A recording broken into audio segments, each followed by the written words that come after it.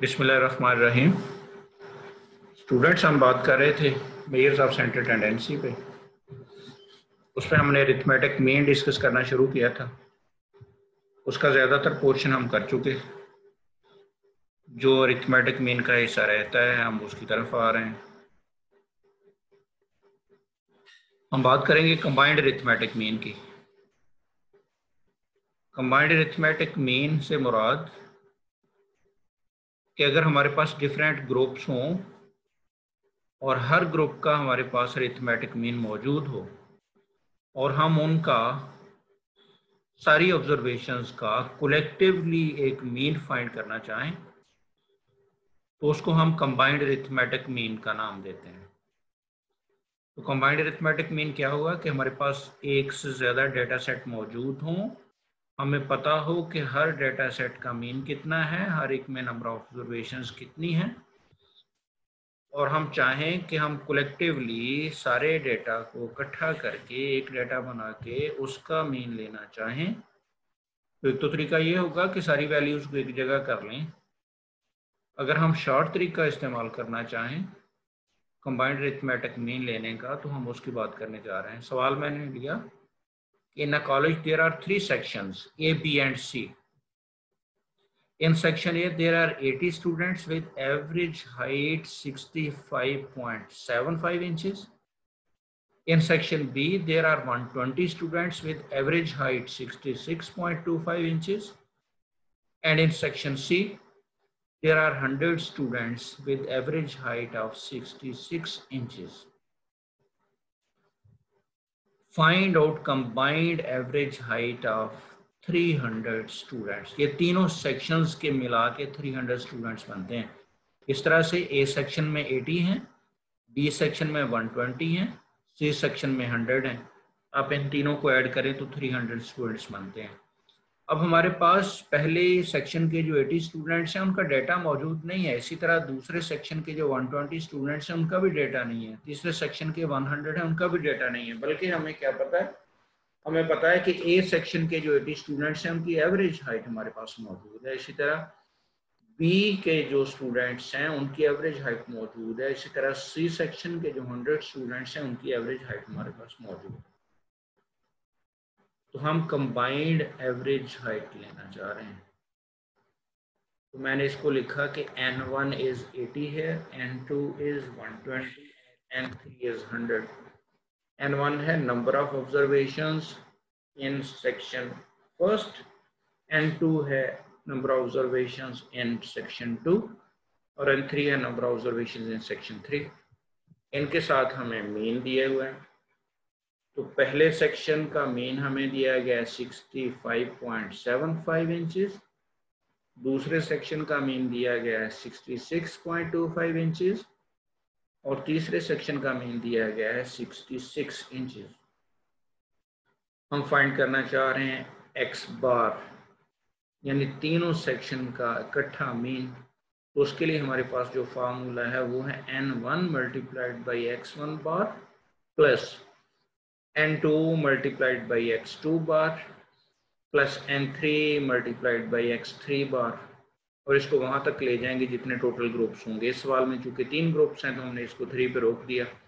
अगर किसी डेटा में 5 ग्रुप्स होंगे तो उसमें तीसरी टर्म के बाद चौथी आएगी N4 मल्टीप्लाइड बाई x4 बार, फिर प्लस आएगी N5 मल्टीप्लाइड बाई x5 बार। और डिवाइजर लाइन के नीचे क्या गया जी, पहले सेक्शन में स्टूडेंट्स की तादाद N1, दूसरे में स्टूडेंट्स की तादाद N2 और तीसरे में स्टूडेंट्स की तादाद N3। इसमें हम वैल्यूज पुट करते हैं तो हमारे पास हो गया N1 80 था, उसके कॉरस्पॉन्डिंग मीन था 66.75, तो हमने लिखा 80 मल्टीप्लाइड बाई 66.75। इसी तरह दूसरे सेक्शन में 120 स्टूडेंट्स थे, उनकी एवरेज हाइट थी 66.25, तो हमने लिख दिया 120 मल्टीप्लाइड बाई 66.25। और तीसरे सेक्शन में हमारे पास थे 100 स्टूडेंट्स, एवरेज हाइट थी 66.00, तो हमने लिख दिया 100 मल्टीप्लाइड बाई 66.00। तो इन तीनों को जब हम ऐड अप कर लेंगे तो ये असल में 300 स्टूडेंट्स की हाइट्स का सम आ जाएगा। और डिवाइजर में क्या है 80 प्लस 120 प्लस 100 यानी टोटल नंबर ऑफ स्टूडेंट्स। अगर आप इसको गौर से देखें तो बेसिक फार्मूला वही है, सम ऑफ द ऑब्जर्वेशंस लाइन से ऊपर है और number of observations divisor line से नीचे है। ये सम ऑफ द ऑब्जर्वेशंस कैसे बन रही हैं? ये सम ऑफ ऑब्जर्वेशंस इस तरह बन रही हैं, जब हम कह रहे हैं पहले ग्रुप में 80 लोग हैं और हर एक की हाइट एवरेज हाइट है 65.75, तो पहले 80 लोगों के हाइट्स का सम बन गया 80 मल्टीप्लाइड बाई 66.75। अब जानते हैं फार्मूला होता है x bar is equal to summation x over n. तो यहाँ पे हमारे पास n मौजूद है, x बार मौजूद है, तो समेशन x लेने के लिए क्या करेंगे n इंटू एक्स बार कर देंगे। तो ये असल में n इंटू एक्स बार जो पहला है ये 80 स्टूडेंट्स की 80 स्टूडेंट्स की हाइट्स का सम है। इसी तरह से दूसरे ग्रुप में n2x2 बार ये 120 स्टूडेंट्स की हाइट्स का टोटल बन जाता है। इसी तरह तीसरे ग्रुप में 100 इंटू 66 जो है ये 100 स्टूडेंट्स की हाइट्स का सम बन जाता है। जब हम तीनों सम्स को इकट्ठा कर लेंगे तो ये ऑल 300 स्टूडेंट्स की हाइट का सम ऊपर आ गया और डिवाइजर में आ गया 80 प्लस 120 प्लस 100 यानी टोटल नंबर ऑफ स्टूडेंट्स। तो ये बेसिक फार्मूला वही है, average is sum of the observations divided by number of observations. इसको हमने सिंप्लीफाई किया तो हमारे पास एक्स बार में आ गया 80 इंटू 66.75 करके 7260, 120 को 66.25 से मल्टीप्लाई किया ये हुआ 7950 और 100 को 66 से मल्टीप्लाई किया तो 6600 आ गया। इन तीनों के सम को हमने डिवाइड करना है 300 के साथ, तो 19810 डिवाइडेड बाय 300 हमारा आंसर हुआ 66.03 इंचेस। यूनिट वही जो डेटा में मौजूद। हम प्रेजेंटेशन ऑफ डेटा की एक एग्जांपल और लेना चाह रहे हैं। कुछ कंसेप्ट्स हैं जो मैं आपको देना चाह रहा हूं। आपसे सवाल में कहा गया the following table is given, the frequency distribution of life time of 400 radio tubes at a certain company. तो लाइफ टाइम आपको बताई हुई है ग्रुप्स की शक्ल में और साथ नंबर ऑफ ट्यूब्स यानी फ्रीक्वेंसी दी हुई है। लाइफ टाइम है 300 से 399, फिर 400 से 499, फिर 500 से 599 एंड सो ऑन। साथ उनकी फ्रीक्वेंसीज दी हुई हैं। ये आपके पास 3, 2, 5, 2, 7 और 2, 9 ग्रुप्स हैं, टोटल 9 क्लासेस हैं और हर एक के सामने उनकी फ्रीक्वेंसी दी हुई है। आपसे कुछ चीज़ें पूछी गई हैं कि इस टेबल के रेफरेंस से ये चीज़ें बताएं क्या होंगी। नंबर 1 बताएं अपर क्लास बाउंड्री 5वीं क्लास की क्या होगी। नंबर 2 बताएं lower class boundary 8th group की क्या होगी। नंबर 3 बताएं mid value of the 7th class. फिर बताएं क्लास इंटरवल का साइज यहाँ पे कितना है और फिर बताएं चौथी क्लास की फ्रीक्वेंसी क्या है। कुछ आंसर तो हमें यहाँ से एज इट इज मिल जाएंगे, कुछ आंसर्स के लिए हमें 1 या 2 कॉलम बनाने पड़ेंगे। तो हम देखते जाते हैं जी 1 बाय 1। पार्ट ए में आपसे कहा अपर class boundary of the 5th class. तो अपर क्लास बाउंड्री हमें तब मिलेगी अगर हमारे पास डेटा में क्लास बाउंड्रीज हैं। तो सबसे पहले चेक कर लें जी कि ये डेटा जो आपको गिवन है इसमें क्लास बाउंड्रीज दी हुई हैं या क्लास लिमिट्स दी हुई हैं। पहले ग्रुप पे आ जाएं। पहला ग्रुप शुरू हुआ 300 से और ख़त्म हुआ 399 पे, और दूसरा शुरू कहाँ से हुआ 400 से और ख़त्म हुआ 499 पे। फिर तीसरा शुरू हुआ 500 से। इसका मतलब है जहाँ से एक ग्रुप ख़त्म होता है दूसरा वहीं से शुरू नहीं होता। अगर ऐसी सूरत हाल हो तो हम इनको क्लास लिमिट्स कहते हैं। यानी 300 से 399 पहले ग्रुप की क्लास लिमिट्स हैं, 400 से 499 दूसरे ग्रुप की क्लास लिमिट्स हैं, 500 से 599 तीसरे की क्लास लिमिट्स हैं एंड सो ऑन। इसका मतलब है क्लास बाउंड्रीज तो हमें दी नहीं गई, और अगर हम किसी भी ग्रुप की क्लास बाउंड्री लेना चाहते हैं तो हमें सबसे पहले क्लास बाउंड्रीज बनानी होगी। चलें जी, इसकी बात हम बाद में करते हैं। अब अगले पार्ट पे आ जाएं। उसमें फिर कहा लोअर क्लास बाउंड्री। इसका मतलब है ये भी हमें आंसर यहाँ से नहीं मिलेगा। फिर का mid value of the 7th class, mid value हमें मिल जाएगी। मिड वैल्यू हम कैसे लेते हैं? मिड वैल्यू आप जानते हैं, हम क्लास लिमिट से भी ले सकते हैं, क्लास बाउंड्री से भी ले सकते हैं। तो क्लास लिमिट्स हमारे पास मौजूद है। 7th क्लास पे चले जाएं। 7th क्लास कौन सी बनती है जी? 7th क्लास है हमारी 900 से 999। 7th क्लास में लोअर क्लास लिमिट है 900 और अपर क्लास लिमिट है 999। हम अगर इस क्लास की मिड वैल्यू लेना चाहते हैं, जिसे हम मिड पॉइंट भी कहते हैं, तो सिंपली 900 और 999 को ऐड करेंगे और डिवाइडेड बाई 2 कर देंगे तो हमारा आंसर आ जाएगा। तो मिड वैल्यू हमें यहाँ से मिल जाएगी। फिर है class interval size. Class interval size कैसे लेते हैं आप जानते हैं, क्लास बाउंड्रीज का डिफरेंस होता है। ये आंसर हमें फिर यहाँ से नहीं मिलेगा, हमें क्लास बाउंड्रीज बनानी होगी। फिर है frequency of the 4th class.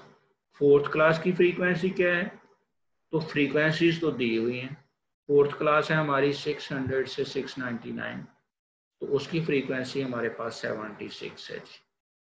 तो यहाँ से हमें सी और ई का आंसर मिल रहा है, बाकी तीनों के आंसर नहीं मिल रहा है, इसलिए कि उनका ताल्लुक क्लास बाउंड्री के साथ है। तो हम पहले इनकी क्लास बाउंड्री बना लेते हैं।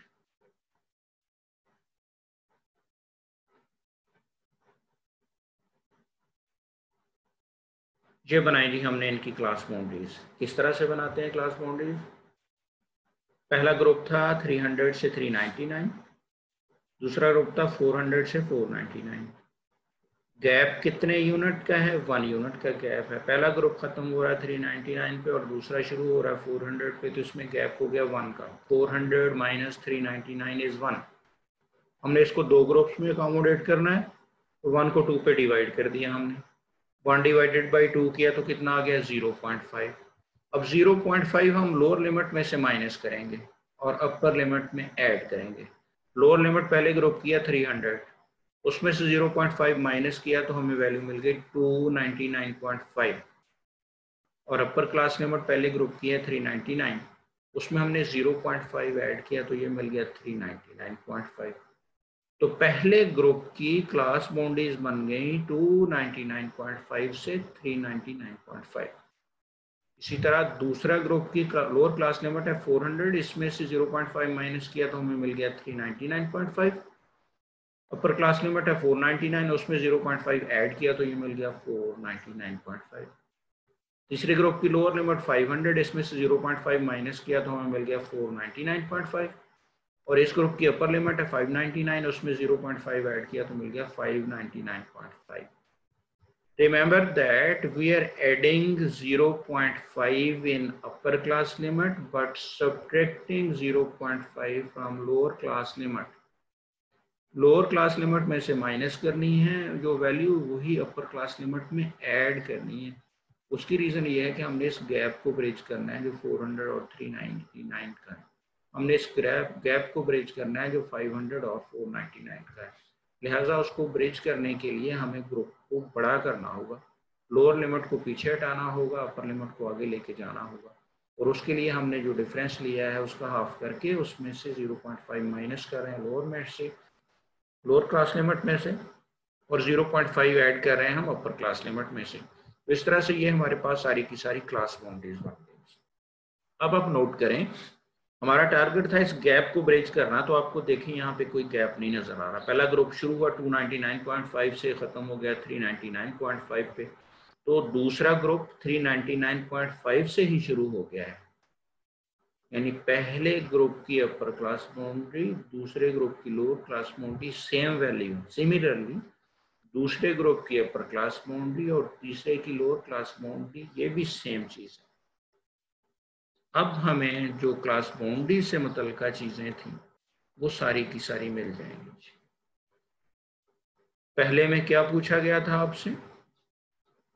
5th क्लास की अपर क्लास बाउंड्री। तो यहाँ से काउंट करें 5th क्लास कौन सी बनी? ये 5th क्लास बनी 700 से 799। इसकी क्लास बाउंड्रीज पे आ जाएंगे हैं 699.5 से 799.5। इनमें से 699.5 लोअर क्लास बाउंड्री कहलाएगी और 799.5 अपर क्लास बाउंड्री कहलाएगी। So answer is 799.5। B part में कहा गया था lower class boundary of the 8th class. 8th class हमारे पास ये है, सेकंड लास्ट जो है। टोटल हमारे पास यहाँ पे 3 3 6 2 8 क्लासेस हैं। लास्ट क्लास जी, सेकंड लास्ट क्लास जो है हमारी वो 8th क्लासेस है। टोटल हमारे पास 9 क्लासेस हैं। तो 8th क्लास है हमारे पास 1000 से 1099। इनकी हमने क्लास बाउंड्रीज बनाई, वो बनी थी 999.5 से 1099.5। तो इनमें से लोअर हुई 999.5 और अपर हुई 1099.5। सवाल में आपसे पूछी गई थी लोअर क्लास बाउंड्री, सो इसका आंसर हुआ 999.5। फिर है mid value of the 7th class. तो 7th क्लास की मिड वैल्यू कैसे लेंगे, आप जानते हैं मिड पॉइंट हम किस तरह से लेते हैं। मिड पॉइंट आप क्लास लिमिट से ले लें या क्लास बाउंड्री से, वो सेम ही होता है। तो मिड वैल्यू हमारी कैसी आएगी, 900 में 999 ऐड करेंगे, 2 पे डिवाइड कर देंगे, तो हमारा आंसर आ जाएगा 949.5। ये आप क्लास लिमिट से भी ले सकते हैं और क्लास बाउंड्री से भी ले सकते हैं। फिर है class interval size. Class interval का साइज यहाँ पे सारे ग्रुप्स में सेम है। ये हम लेते किस तरह से हैं, इसकी डेफिनेशन क्लास इंटरवल की है, it is the difference of upper class boundary and lower class boundary of a particular class. जहाँ सारी क्लासेस का इंटरवल एक जैसा है, लिहाजा ये आंसर आप किसी भी ग्रुप से दे दें, answer will be the same. मसलन पहले ग्रुप पे आ जाए, अपर क्लास बाउंड्री है 399.5, लोअर क्लास बाउंड्री है 299.5, दोनों को माइनस करेंगे तो आंसर 100 आ जाएगा। आप यही काम लास्ट ग्रुप से करना चाहें तो 1199.5 माइनस 1099.5, आंसर अगेन इज 100। तो चूंकि इंटरवल साइज यहाँ सारे ग्रुप्स का सेम है, इसलिए आंसर 100 ही रहेगा। आप ये कैलकुलेशन किसी भी ग्रुप से कर सकते हैं। और लास्ट में आपसे पूछा था frequency of the 4th class, वो आंसर हमने पहले ही दे दिया था कि ये हमारे पास चौथी क्लास है 600 से 699, जिसकी फ्रीक्वेंसी हमारे पास 76 है। तो इसका आंसर हुआ जी हमारे पास 76।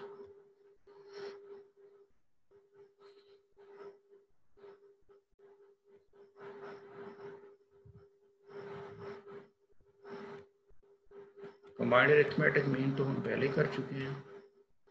हम आगे चलते हैं जी, अरिथमेटिक मीन की प्रॉपर्टीज की बात करनी है। Arithmetic mean of a constant is the constant itself. Constant से मुराद है कि मेरी क्लास में अगर 15 स्टूडेंट्स हैं, मैंने उनका एक एग्जाम लिया, हर एक के नंबर 60 आए, तो उसका हम अगर अरिथमेटिक मीन लेंगे तो वो 60 ही होगा। यहाँ ये मुराद है इससे। मेरी क्लास में 15 स्टूडेंट्स, मैंने उनका एक एग्जाम लिया, हर एक के नंबर आए 60, तो डेटा बना 60 15 times. So same value is repeated 15 times. We will call it as constant. तो इसका जब हम अरिथमेटिक मीन लेंगे तो वो 60 ही रहेगा। किस तरह से, हमारे पास x वैल्यूज मौजूद हैं। x वैल्यू है a and a is repeated large number of times. Say it is repeated n times. तो इसका अगर हम सम बनाना चाहेंगे तो वो na बन जाएगा। तो इसका मीन बन जाएगा summation x divided by n is na divided by n, which is a. So arithmetic mean is the same.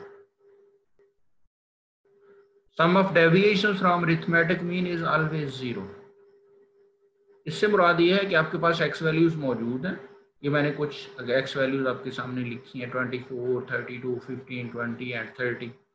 आप क्या करें, आप इस डेटा का मीन ले लें। हमने इसका मीन कैलकुलेट किया तो वो है 121 डिवाइडेड बाई 5 इज 20.4, 24.2। आप जानते हैं अरिथमेटिक मीन हम लेते कैसे हैं, वैल्यूज का सम करते हैं, divided by number of observations कर देते हैं। वैल्यूज का सम मैंने लिया 121 था, उसको मैंने 5 पे डिवाइड किया, आंसर हुआ 24.2। तो मैंने एक कॉलम बना दिया x माइनस 24.2, जिसे मैंने x माइनस एक्स बार का नाम दिया। तो ये वैल्यू मिली मुझे 24 minus 24.2 which is 0.2 with negative sign. 32 minus 24.2 is 7.8। इसी तरह 15 माइनस 24.2 इज माइनस 9.2। इसी तरह 20 माइनस 24.2 इज -4.2। इसी तरह 30 माइनस 24.2 इज 5.8। ये इनका अगर हम सम करते हैं ये हमेशा 0 होगा। इसको हम कहते हैं sum of deviations from arithmetic mean is always 0। आप एक काम कर लें, मसलन इस डेटा में हमारे पास अरिथमेटिक मीन आता है 24.2। आप इस डेटा को चेंज कर लें। क्या चेंज करें आप? मैंने यहाँ पे 5 ऑब्जर्वेशन ली हैं, आप इसमें 2 ऑब्जर्वेशन और शामिल कर दें। एक ऑब्जर्वेशन ले लें 40, एक ले लें 50। नंबर ऑब्जर्वेशन कितनी हो जाएंगी? 7 हो जाएंगी। उन 7 ऑब्जर्वेशन का आप मीन ले लें, वो हो जाएगा summation x divided by n. N वहाँ पे 7 बन जाएगा। समेशन एक्स ज़ाहिर है चेंज हो जाएगा, मीन की वैल्यू भी चेंज हो जाएगी। आप नया कॉलम बनाए एक्स माइनस एक्स बार। तो जैसे हमने यहाँ पे किया था एक्स माइनस 24.2, आप वहाँ पे बार की वैल्यू लगाएंगे तो वो एक्स माइनस समथिंग आएगा। आप ये कॉलम बनाएंगे, आप फिर चेक करें, आपके पास ये सम 0 ही आएगा। Sum of deviation from arithmetic mean is always 0। इसको हम लिखेंगे summation x minus x bar. इसको हमने 0 प्रूव करना है। तो ये हुआ summation x minus n x bar. जब समेशन एक्स बार पे इम्प्लीमेंट होगा, एक्स बार चूँकि कांस्टेंट है, कांस्टेंट के साथ जब समेशन आता है तो वो नंबर ऑफ कांस्टेंट्स उसके साथ मल्टीप्लाई हो जाते हैं, यानी एन एक्स बार हो जाएगा। जैसे हमारे पास 4 अगर 10 दफ़ा लिखा हो, हम उसको ऐड करें तो 40 बनेगा। ये 40 कैसे बना? ये असल में 40 बना है 10 मल्टीप्लाइड बाई 4 पर। तो ये हुआ समेशन एक्स माइनस एन को मैंने एज इट इज रहने दिया, एक्स बार का फार्मूला लगा दिया 1/n समेशन एक्स, उसकी जगह हमने लिख दिया। अब इसको अगर एन को एन के साथ क्रॉस कर दें तो ये हमारे पास बन जाएगा summation x minus summation x. तो आप जानते हैं सेम वैल्यू अगर हम उसमें से ऐड माइनस करते हैं, समेशन एक्स में से समेशन एक्स ही माइनस करते हैं तो ये 0 आ जाएगा। फिर है जी sum of squares of deviation from arithmetic mean is always minimum. Minimum से मुराद है, अगर आप पिछली स्लाइड पे ज़रा जाएं, यहाँ पे मैंने कहा था कि ये हमेशा 0 होता है। क्या जी? एक्स माइनस एक्स बार का सम। अगर हम इनके स्क्वायर्स कर लें, एक्स माइनस एक्स बार के स्क्वायर कर लें, फिर ये सम 0 नहीं रहेगा। उसकी रीज़न ये है कि यहाँ ये माइनस वैल्यू जो है वो प्लस वैल्यूज को बैलेंस आउट कर रही है, इसलिए ये 0 हो रहा है। जब हम इनके स्क्वायर्स कर लेंगे तो माइनस खत्म हो जाएंगे, सारी वैल्यू प्लस में बदल जाएंगी, फिर ये 0 नहीं रहेगा, नॉन 0 होगा। अच्छा, अब वो जाहिर है कुछ वैल्यू तो होगी ना एक्स माइनस एक्स बार का स्क्वायर जो हम कॉलम बनाएंगे। लेकिन मिनिमम से मुराद यहाँ ये है कि अगर आप एक कॉलम बना लें जिसमें एक्स बार की जगह कुछ और पुट कर लें, जैसे हमने यहाँ पे पुट किया था एक्स माइनस एक्स बार, तो एक्स बार की वैल्यू थी 24.2, हमने 24.2 पुट किया। इसका फिर हम यहाँ पे स्क्वायर कर लें और उसका सम कर लें तो कुछ वैल्यू आएगी। फिर आप ये काम करें कि 24.2 की जगह कोई और वैल्यू रख लें। अब वो कोई नेगेटिव वैल्यू भी रख सकते हैं, आप इससे बड़ी भी रख सकते हैं, आप इससे छोटी भी रख सकते हैं, आप 24 भी रख सकते हैं, आप 26 भी रख सकते हैं। कोई भी वैल्यू रख के आप जब उनके फिर उस कॉलम का स्क्वायर करेंगे और उसका सम करेंगे, वहां से जो हमें वैल्यू मिलेगी वो इससे बड़ी होगी। मिनिमम से ये मुराद है। यानी कम कौन सी होगी? कम वो होगी जब हम एक्स बार यूज करते हुए सम ऑफ स्क्वायर्स लेंगे। अगर हम एक्स बार के अलावा कोई वैल्यू यूज करते हुए सम ऑफ स्क्वायर्स लेंगे तो फिर वो वैल्यू मिनिमम नहीं रहेगी, वो बढ़ जाएगी। Combined arithmetic mean for k components in a distribution can be obtained as। अगर हमारे पास एक से ज़्यादा ग्रुप्स हैं और हम कंबाइंड अरिथमेटिक मीन लेना चाहते हैं तो उसके लिए ये फार्मूला यूज हो जाएगा, n1 x1 bar plus n2 x2 bar plus n3 x3 bar plus nk xk bar divided by n1 plus n2 plus n3 so on nk। ये n की बेस में है k ऊपर भी और नीचे भी, जैसे n की बेस में है 1, n की बेस में है 2, n की बेस में है 3। तो इसको हम कलेक्टिवली लिख सकते हैं summation ni xi bar divided by summation ni। इसका सवाल हम पहले ही कर चुके हैं।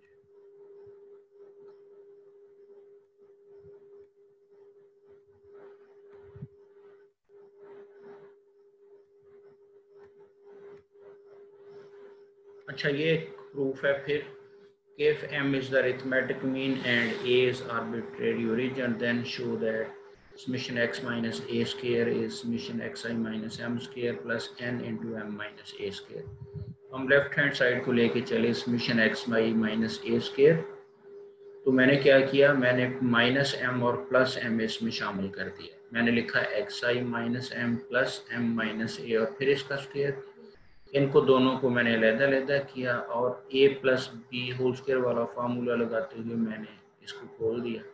ये आया पहले का स्क्वायर यानी x माइनस एम का स्क्वायर, फिर दूसरे का स्क्वायर यानी m माइनस ए का स्क्वायर, फिर plus 2 multiplied by first term into second term, तो ये होगा 2 multiplied by m minus a into x minus M.